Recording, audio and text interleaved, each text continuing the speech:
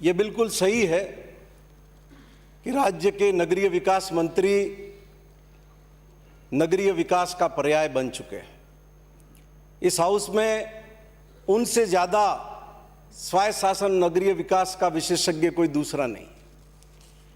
और माननीय सभापति महोदय, जब प्रशासन शहरों के संग अभियान का विराट कार्यक्रम मुख्यमंत्री जी के सरकारी निवास पर आयोजित किया, तो मुख्यमंत्री जी ने स्वयं ने कहा ये कि शांति धारीवाल जी अभी भी मंत्री है और अगली बार भी मैं मुख्यमंत्री बनूंगा तो स्वायत्त शासन और नगरीय विकास मंत्री यही रहेंगे। उनकी विशेषज्ञता का पूरे राजस्थान को लाभ मिले, इस बात के लिए हम हमेशा प्रयास करते रहे। मैंने खुद ने कई बार उनसे व्यक्तिगत आग्रह किया कि आप हमारे जिले के दौरे पर आइए। आपके दौरे पर आने से हमारा पिछड़ा क्षेत्र लाभान्वित होगा, हमारे क्षेत्र की कमियां दूर होगी और माउंट आबू जैसा राजस्थान का पर्वतीय स्थल हम अपने जिले में रखते हैं, उसके भी विकास में आपका मूल्य मार्गदर्शन मिलेगा। लेकिन माननीय सभापति महोदय, मुझे बहुत खेद है कि इन 4 साल में स्वायत्त शासन मंत्री जी को सिरोही जिले में आने का समय नहीं मिला और उससे सिरोही जिले के लोग किस रूप में वंचित हुए, मैं आपको निवेदन करना चाहता हूं। आबू रोड की नगर पालिका का उदाहरण देना चाहता हूं। प्रशासन शहरों के संग अभियान की जो दुर्गति हुई, राजस्थान में किसी नगर पालिका की नहीं होगी। माननीय सभापति महोदय, कैसे जनवरी 2021 में इन्होंने विनोद बंसल को ईओ लगाया, फरवरी 21 में उसको एपीओ कर दिया, फिर वापस फरवरी में ही उसका निरस्त कर दिया, फिर मार्च में उसको वापस हटा दिया, वो हाईकोर्ट से स्टे लेके आ गया। फिर 24 सितंबर को रवि खन्ना को लगा दिया, वो आया नहीं। फिर 30 सितंबर को पिंडवाड़ा की ईओ को चार्ज दे दिया, उसने चार्ज लिया नहीं। फिर 6 अक्टूबर को नरसिंह लाल मीणा को ईओ लगा दिया, फिर 14 अक्टूबर को उसको हटा दिया, फिर 25 अक्टूबर को माउंट आबू के कमिश्नर को चार्ज दे दिया, फिर 29 अक्टूबर को हिमांशु अग्रवाल को लगा दिया, फिर 13 दिसंबर को उसको भी हटा दिया, फिर नरसिंह लाल को लगा दिया, वो आया नहीं। फिर 16 दिसंबर को भंवर सेन को चार्ज दे दिया और फिर जनवरी के अंदर अनिल झांझड़िया या जो भी नाम है उसको लगा दिया। ये इनकी परिकल्पना है प्रशासन शहरों के संग अभियान चलाने की। एक 80,000 की आबादी का कस्बा, जिसके प्रति आप किस मानसिकता के साथ आप प्रतिस्थापन, और आज 2 महीने से वहां जेईएन का पद खाली पड़ा हुआ। तो मैं चाहता हूं माननीय सभापति महोदय कि ये अगली बार के मुख्यमंत्री के भी स्वायत्त शासन मंत्री होंगे, लेकिन कम से कम हमारे जैसे छोटे के जिले के, पिछड़े जिले के लोगों पर भी कृपा रखें कि वहां भी लोग रहते हैं, वहां के लोगों के भी काम हैं और इस तरीके से आपके तुगलकी आदेशों से वहां की व्यवस्था तहस नहस हो रही है। माननीय सभापति महोदय, मैं आपके माध्यम से निवेदन करूंगा। मेरे तो खुद बैठे बैठे आंसू आने चालू हो गए। पहुंच लीजिए प्लीज, पहुंच लीजिए। बैठिए बैठिए बैठिए आप। भाई साहब, रुमाल देता हूं। बैठिए प्लीज, बैठिए आप, लीजिए, बैठिए, बोलिए आप प्लीज, बोलिए। मैं आपसे विनती करूंगा, ये व्यवधान का समय आप काउंट मत करना। नहीं नहीं, ये तो डिलीट होगा, ये जो बीच में बोला गया मैं आपको माननीय सभापति महोदय, जेडीए एक्ट का एक सेक्शन 8 का 8/2/1 प्रोविजन सुनाता हूं। Appointment of Jaipur development commissioner, director, secretary ETC। इसमें लिखा है 8(2)(1) में, director engineering who shall not be below the rank of chief engineer of civil construction. ये तो है एक्ट का प्रोविजन माननीय सभापति महोदय। और जयपुर डेवलपमेंट अथॉरिटी ने क्या किया माननीय सभापति महोदय, अभी नगरीय विकास विभाग ने 25 फरवरी 22 को उसके जॉइंट सेक्रेटरी 3rd ने एक आदेश जारी कर दिया। प्रशासनिक एवं कार्य व्यवस्था की दृष्टि से प्राधिकरण के अभियांत्रिकी कार्य को निम्नानुसार 4 अभियांत्रिकी प्रकोष्ठ में विभाजित किया जाता है, 1, 2, 3, 4, और आदेश कर दिए 4 डायरेक्टर के। जिसके अंदर चीफ इंजीनियर रैंक के ऑफिसर भी नहीं है।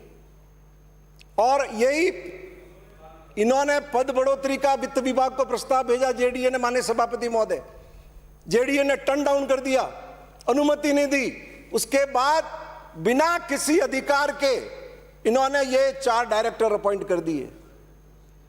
क्या बंदरबाट हो रही है माननीय सभापति महोदय? क्या ये लोग फाइनेंस डिपार्टमेंट जो चीफ मिनिस्टर के पास है उससे ऊपर है, किनको फायदा पहुंचाने के लिए कानून के प्रावधान के विपरीत जाकर के, और फाइनेंस डिपार्टमेंट जिसको रिजेक्ट कर चुका है, आपने ये अपॉइंटमेंट कर दिए माननीय सभापति महोदय। और इसमें लिखा हुआ है ज्वाइंट सेक्रेटरी 3rd के आदेश से, यह आदेश सक्षम स्तर से अनुमोदित है। कौन सा सक्षम स्तर है? आप तो आईएएस रहे हैं सभापति महोदय, आप स्वयं जानते हैं कि चीफ इंजीनियर की पोस्ट की बढ़ोतरी आपको करनी है तो आपको फाइनेंस डिपार्टमेंट से अनुमति लेनी पड़ती है। मैं आपके माध्यम से विनती करूंगा कि ये जो कानून के प्रावधान के विपरीत मन मर्जी से और जेडीए को नुकसान पहुंचाने के नियत से, कुछ लोगों को फायदा पहुंचाने की नियत से जो ये आदेश वित्त विभाग के आदेश के विपरीत किया है, इसको सरकार निरस्त करे।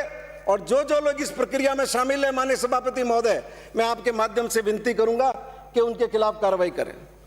अब मैं माननीय सभापति महोदय निवेदन करूंगा आपको कि पिछली सरकार मुख्यमंत्री जन आवास योजना 2015 लेकर के आई थी, और उसमें पहले 3.1, 3B और अब ये अब लेकर के आए B और C 20 जनवरी 2020 को।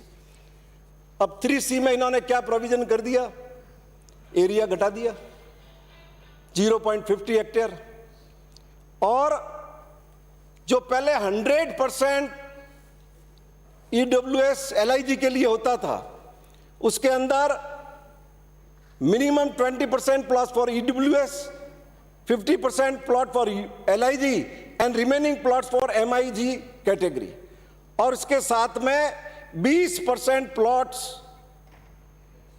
कंस्ट्रक्शन जो है उसका provision, minimum plots to be constructed, इसमें प्रोविजन किया out of total residential plots of EWS LIG MIGA proposed in the scheme developer has to construct EWS LIG MIGA units up to G+1 floors on minimum 20% plots under such category। अब आप 20% पे आ गए, इसको फायदा पहुंचाने के लिए आप ये प्रोविजन लेकर के आए। क्या ये लाने से पहले आपने किसी तरह का कोई सर्वे किया था माननीय सभापति महोदय कि भाई कौन से इलाके में करना है आपको? क्या इसकी कोई मॉनिटरिंग का आपका सिस्टम है? आज ए और मैं मंत्री जी से चाहूंगा कि वो जवाब दे दें कि आपके ये लाने के बाद ए और बी में कितने एप्लीकेंट आए और सी में कितने एप्लीकेंट आए। ये खुला खेल फर्रुखाबादी चल रहा है और राजस्थान में सब लोगों को पता है। माननीय सभापति महोदय, ये मुख्यमंत्री जन आवास योजना लाई गई थी इसलिए कि कमजोर वर्ग के लोगों को छत दी जा सके, उनको रहने का ठिकाना दिया जा सके। लेकिन जिस रूप में बिल्डर को फायदा पहुंचाने के लिए आप ये 3C लेकर के आए हैं, आने वाले वक्त में इसके गंभीर परिणाम होंगे और सरकार बुरी तरह बदनाम हो जाएगी। मैं पहले आपको आगाह करना चाहता हूं। माननीय सभापति महोदय, मैं आपके माध्यम से निवेदन करूंगा कि स्वायत्त शासन विभाग को ये सोचना चाहिए कि आपकी नीचे हालत क्या है, क्या स्टाफ है आपके पास। पूरा स्वायत्त शासन विभाग का काम माननीय सभापति महोदय ठेके पे चल रहा है। नगर पालिकाओं के अंदर 60-60, 70-70 लोग कॉन्ट्रैक्ट के ऊपर लगाए गए हैं और महत्वपूर्ण से महत्वपूर्ण काम ठेके पे कराया जा रहा है। 200 से ज्यादा तो JEN के पद इनके यहां पर खाली पड़े हुए हैं। आज आपको सोचना चाहिए कि मुख्यमंत्री जी ने जब बजट घोषणा की तो ये सड़कों के काम दिए, आपको क्यों नहीं दिए?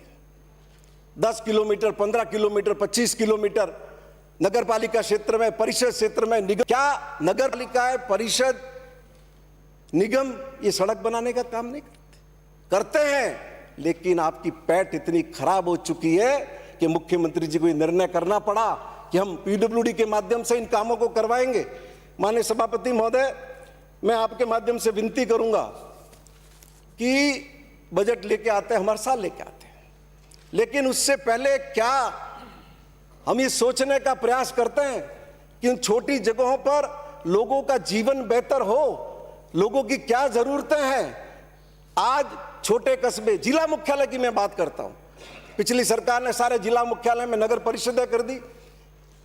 क्या जिला मुख्यालय पर भी एक ऐसी जगह विकसित की हमने कि शाम को परिवार, कोई आदमी अपने परिवार को बच्चों के साथ ले जाकर के 1 घंटा बैठ सके? क्या उनके मनोरंजन की, बच्चों के मनोरंजन की भी कोई सुविधा विकसित की? निश्चित रूप से आप कर रहे हैं कोटा का विकास, आप जयपुर का विकास कर रहे हैं, लेकिन जो दूर दराज के छोटे छोटे कस्बे हैं उनका क्या? मैं आपके माध्यम से विनती करूंगा माननीय सभापति महोदय कि हर कस्बे में एक जगह सरकार, डिस्टर्ब मत करें, इनको बोलने दें। एक जगह ऐसी विकसित करनी चाहिए जहां परिवार के लोगों को लेकर के आदमी माननीय सभापति महोदय जा सके। अब आज जयपुर की क्या स्थिति है? यहां से 25 किलोमीटर आगे तक जयपुर है, पीछे 25 किलोमीटर तक जयपुर है, पूरा राजस्थान का फ्लो जयपुर में आ रहा है। तो उसके लिए हमारे क्या इंतजाम है? जो लोग आ रहे हैं हजारों की तादाद में, आवासहीन लोग, उनके आवास उनको उपलब्ध हो सके, इस दिशा में कोई कॉन्क्रीट हमारा विजन है? और माननीय सभापति महोदय, आपके 50 बिल्डिंगें आपकी खाली पड़ी हुई है, क्या उन लोगों को किराए पर देने का भी कोई आप इरादा रखते हो? इतने बड़े शहर में लोगों के लिए किराए पर जगह रहना भी कितना मुश्किल है। माननीय सभापति महोदय, मैं आपके माध्यम से निवेदन करूंगा कि अर्बन मिनिस्ट्री का सर्कुलर है, लेकिन इसके बाद भी जेडीए और यूआईटी जो प्लॉट्स बेचते हैं और उसमें उस सर्कुलर के मुताबिक स्थानीय निकायों को जो उनको पैसा देना चाहिए वो पैसा देते नहीं है, और स्थानीय निकाय भी जो उनका पैसा वसूल करना है, नगर अर्बन टैक्स है। आज आप पूरे राजस्थान का फिगर यहां पर मंत्री जी रख दें कि आपने नगरीय विकास कर कितना वसूल किया है, किसी का इस तरफ ध्यान नहीं है। और माननीय सभापति महोदय, बिना धन के तो कोई विकास हो नहीं सकता। अब माननीय सभापति महोदय, सरकार लेकर के आई इंदिरा शहरी क्रेडिट कार्ड योजना, बहुत अच्छा मुख्यमंत्री जी का सोच है कि वो ये लेकर के आई, लेकिन आप नगर पालिका वाइज यहां पर आंकड़े आप रख देना कि नगर पालिकाओं ने कितने प्रस्ताव बैंकों को भेजे हैं। माननीय सभापति महोदय, 10% लोगों को इंदिरा शहरी क्रेडिट कार्ड योजना में बैंकों ने लाभान्वित नहीं किया है।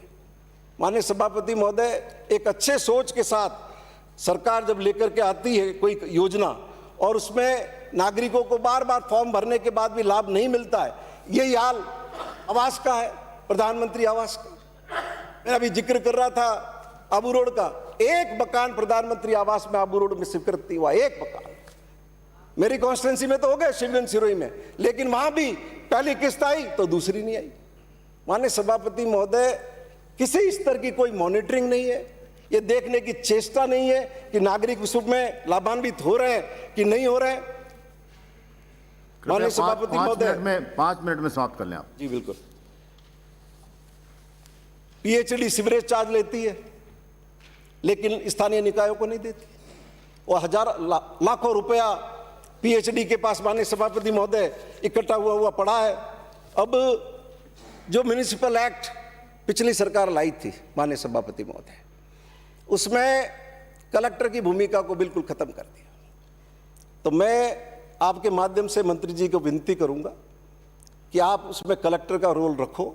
क्यों कि मैंने पहले भी आपको सुझाव दिया था, आज राजाखेड़ा से आने वाले माननीय सदस्य ने भी उस सुझाव को दिया। आपके पास सिस्टम क्या चेक करने का, क्या सिस्टम है आपके पास चेक करने का?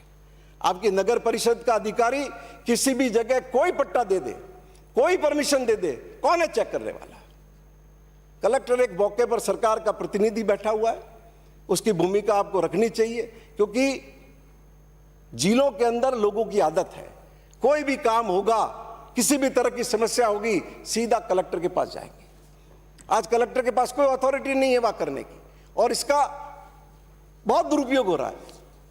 गुलाब कोठारी वाले पिटिशन के अंदर मास्टर प्लान को लेकर फैसला आया, क्या हुआ? क्या नीचे उसकी पालना हो रही है? राजस्थान का कोई कस्बा और शहर ऐसा नहीं होगा कि जहां उस जजमेंट की धज्जियां नहीं उड़ रही होगी। और स्थानीय निकाय मास्टर प्लान में कुछ है, परमिशन कुछ देते हैं, निर्माण कुछ होता है, कौन रोकेगा? कोई रोकने का मैकेनिज्म नहीं है माननीय सभापति महोदय।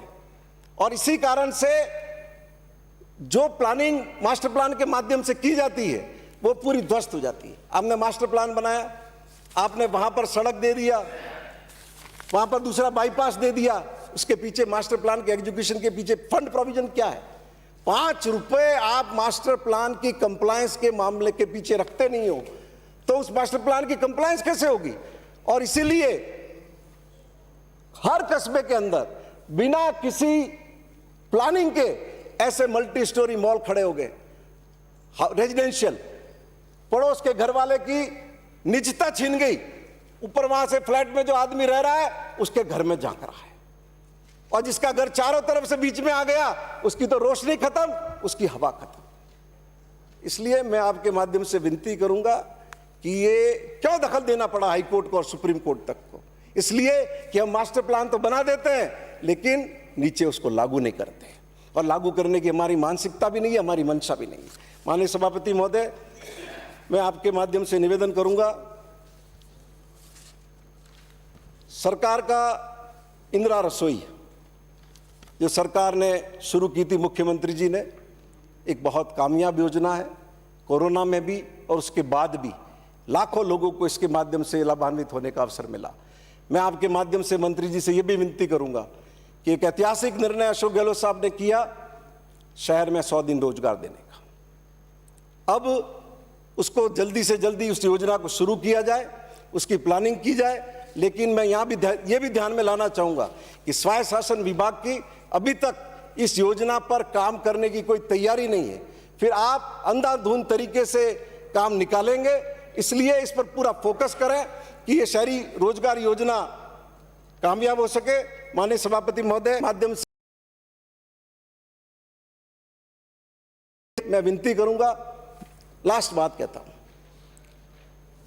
लाखों रुपया इन नगर निकायों के अंदर है। हाई कोर्ट में मुकदमे होते हैं, दुनिया भर के केसेज होते हैं, जिसमें 5-5, 10-10 करोड़ रुपया की वसूली इन्वॉल्व होती है। स्थानीय निकायों की तरफ से कोई देखने वाला व्यक्ति नहीं होता। जो आपके हाई कोर्ट में जोधपुर में डीडीआर बैठे हुए हैं, 40 नगर पालिकाएं उसको देखनी है, वो नगर पालिकाओं में झांक नहीं पाता है, वो इन हाई कोर्ट के मामलों को क्या सुपरविजन करेगा? इसलिए मैं आपके माध्यम से विनती करूंगा कि जिला स्तर पर स्थानीय निकायों के लिए आपको एक लीगल ऑफिसर अपॉइंट करना चाहिए जो हाई कोर्ट से जुड़े हुए सारे मैटर्स को देख सके।